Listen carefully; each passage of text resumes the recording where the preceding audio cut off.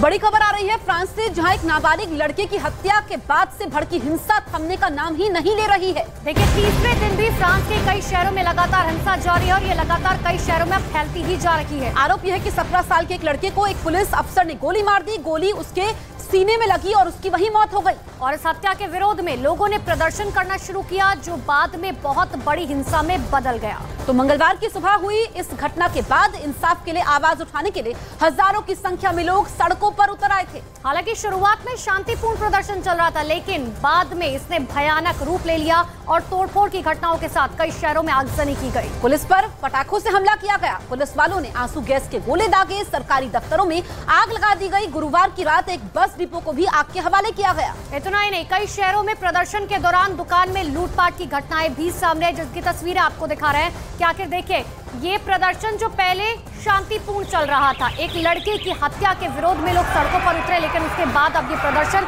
किस तरीके से उग्र हो चुका है। कई जगह पर आगजनी, तोड़फोड़ और लूटपाट की वारदातें लगातार हो रही है। तो ये तस्वीरें आप देख लीजिए। फ्रांस इस वक्त सुलग रहा है, लोग सड़कों पर हैं, हालात बेकाबू होते जा रहे हैं। दरअसल एक लड़के की वहां पर हत्या होती है, पुलिस की तरफ से गोली मारी जाती है, बाद में उसकी मौत हो जाती है। आज हिंसा का तीसरा दिन है।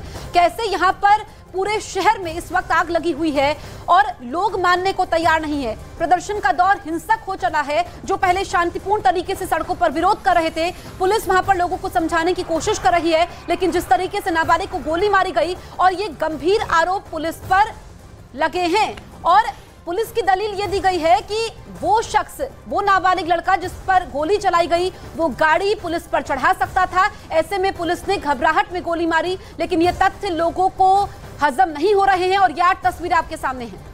और देखिए, आपको 8 तस्वीरों के जरिए दिखा रहे हैं कि आखिर हिंसा किस तरीके से तेजी से फैलती जा रही है। दरअसल फ्रांस के गृह मंत्री के मुताबिक गुरुवार रात हिंसा में शामिल करीब 150 लोगों को अब तक गिरफ्तार किया गया और पूरे फ्रांस में पुलिस के 40,000 जवानों को तैनात किया गया।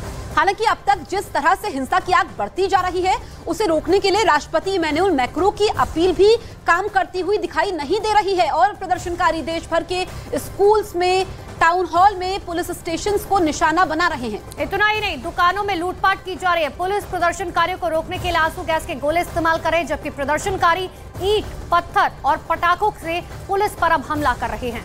तो 8 तस्वीरें आपके सामने हैं। फ्रांस के कई शहरों में हिंसा है। फ्रांस के कई शहर इस वक्त जल रहे हैं। दरअसल नाबालिग की हत्या के बाद हिंसा भड़की। तीसरे दिन ये बवाल जारी है। नाबालिग लड़के पर गोली पुलिस द्वारा चलाई जाती है और उस लड़के की मौत हो जाती है बाद में।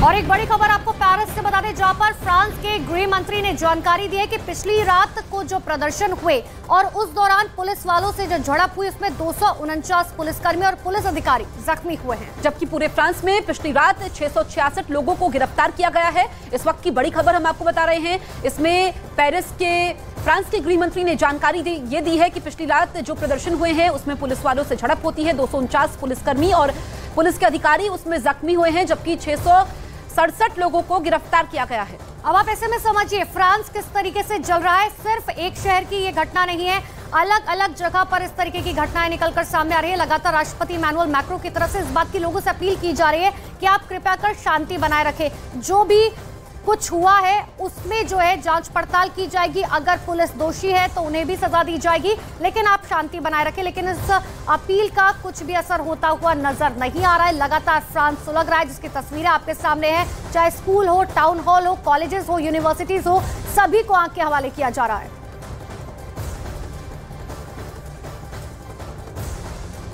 अब आपको बताते हैं कि फ्रांस में हिंसा कहां-कहां हो रही है। एक एक करके हम आपको बताएंगे, क्योंकि इस वक्त भले ही फ्रांस में अलग अलग शहरों की हम आपको तस्वीरें दिखाएं, एक जैसी है। सबसे पहला इसमें नाम आता है नॉन्तेर का, जो इस वक्त सुलग रहा है। और देखिए, नॉन्तेर का जिक्र क्यों किया जा रहा है, सबसे पहले आप ये भी समझिए, ये घटनाएं क्योंकि यहीं से शुरू हुई थी।